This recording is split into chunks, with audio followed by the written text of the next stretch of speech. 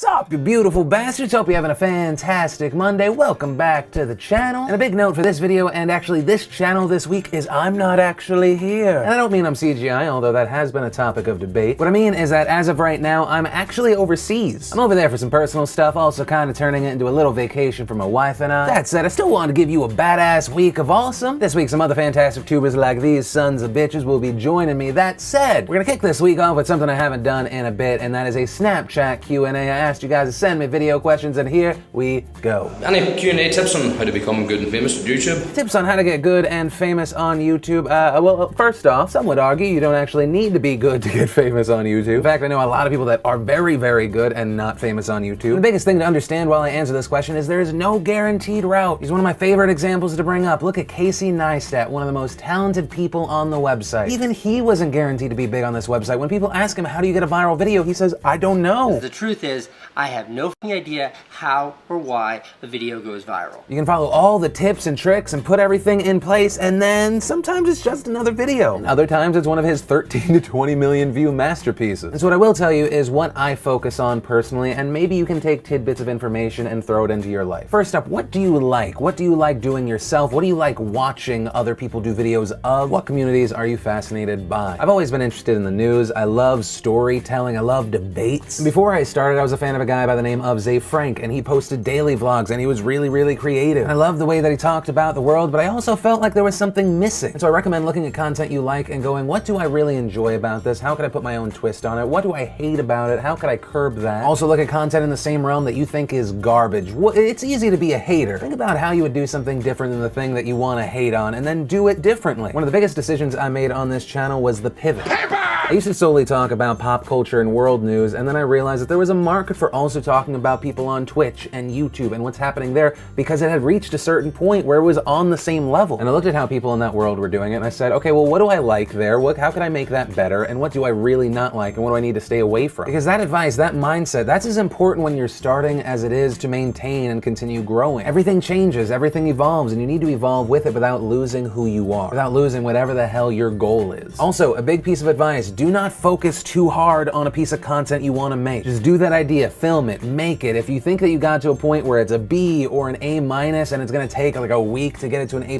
just post it. Get it out of your brain, get it off of your computer, get it out there for the world to see and grow from it. 99.9% of the time, there is no such thing as a perfect video. One of the best examples of that, and I hope he doesn't take this as a diss, one of the best people I know is Joe Nation. Joe Nation, one of the most creative people I've ever met. He's easily one of the best directors of photography I've ever worked with in my entire life. He had this series about Bob Thunder, YouTube Assassin. Very funny, great videos, and then he made this very big project, almost a movie. And it took away so much of his time and his focus, it took him away from a regular post schedule. It also kept him from other projects, and I have a feeling personally that once it was all done, he was just happy that it was over. And the final little bit, and this is just a starting point, I could make like an hour-long video on all the advice. Figure out a video post schedule that you believe that you can keep up with, and be consistent with posting that content. Now, if you're doing daily vlogs, if you send that to me, I'm probably not gonna be interested. But if you show me something unique or funny, or it's your own version of a show, or it's something special, then be consistent with that schedule. And when you make a product, if there's someone in that same community that you think would appreciate it or possibly promote it without asking them to promote it, tweet it at them without getting spammy. I mean, the only reason people found out about me, I made people that were bigger than me at the time aware of my content, and then some of those people promoted it. What do you think is the most important quality that a member of the nation can have? Probably the trait of always believing me over everything else, even when the facts say that I'm wrong. Not really. Critical thinking, that is a big thing. Don't always agree with me, don't always disagree, just use me as a jumping off point. Hey Phil, it's my birthday today. I just turned 16. What advice would you give to your 16-year-old self? Well, happy birthday. You have 2 more birthdays after this that matter, 18 and 21. Then it's really just downhill and then you die. And the other thing is that I would tell myself to go out there more. Try more, fail more. That's how you learn. That's how you grow as a human being. Say yes more than you say no. I have family that has worked in hospice care, and they say the same thing as everyone else who has worked hospice care. Most every regret someone has on their way out is that they didn't do more. Asterisk, but also use common sense. Hey Phil, if you're a Pokemon, which Pokemon would you be? I just want to say, you're one of the most casually fantastic people I've ever seen in my entire life. Also, if I had to be a Pokemon, I'd be Ditto, because Ditto gets laid so much. Only people who spend their time at the nursery and Pokemon know what the hell I'm talking about.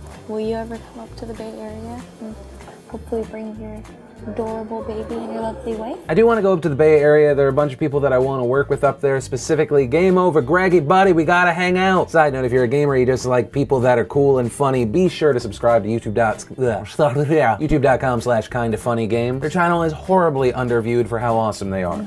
And your beautiful wife going to have another baby. We're waiting.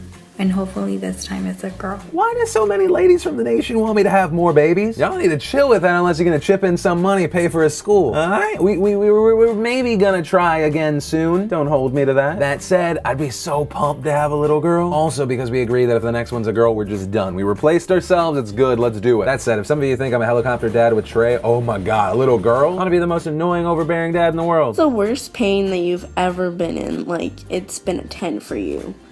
I have mine right now, so yay. Oh no, your poor leg. I had a kidney stone. That is the worst pain that I've ever felt my entire life. I know people say they wouldn't wish it on the worst enemy. I'd wish it on like 3 people, but nobody else. Also, I was joking. I hope your leg feels better. Would you ever let Lindsay put makeup on you? 1, are you naked? 2, why does it feel like you're touching yourself while you're asking this question? 3, I would have no problem with Lindsay putting makeup on me. On days I'm really, really tired, boom, concealer under the eyes. These things are like, ugh. I'm 30 and I didn't drink water on a regular basis for the first 28 years, okay? Support beams in this building aren't up to code if you get what I'm saying. Hey Phil, Coke or Pepsi?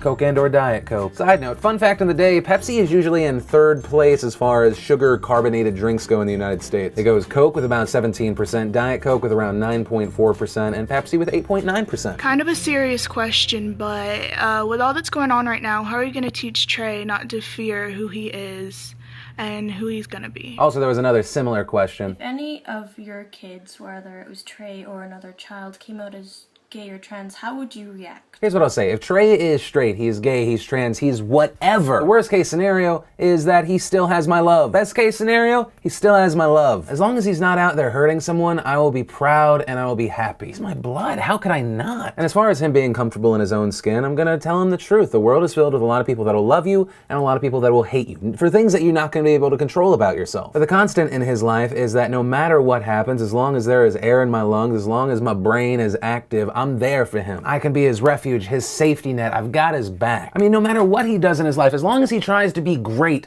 at whatever he wants to do in his life, I'll be happy. And that's also based off of what I wished happened with my parents. I believed in myself or something and they didn't believe in me. And so when it comes to my parenting style, a lot of it's based off of how my parents treated me and how I wish they had treated me. Whatever you want to do in your life, as long as you're not hurting anyone, awesome. Be the best at that thing. Enjoy that thing as much as you possibly can. And guys, that's actually where I'm gonna end today's show. Also, since I spent this video answering your questions, answer one question for me. Who are some of your favorite YouTube creators and who would you like to see me make some videos with? And guys, remember, if you liked this video, hit that like button. If you're new here, hit that subscribe button. But that said, of course, as always, my name's Philip DeFranco. You've just been filled in. I love yo faces and I'll see you tomorrow.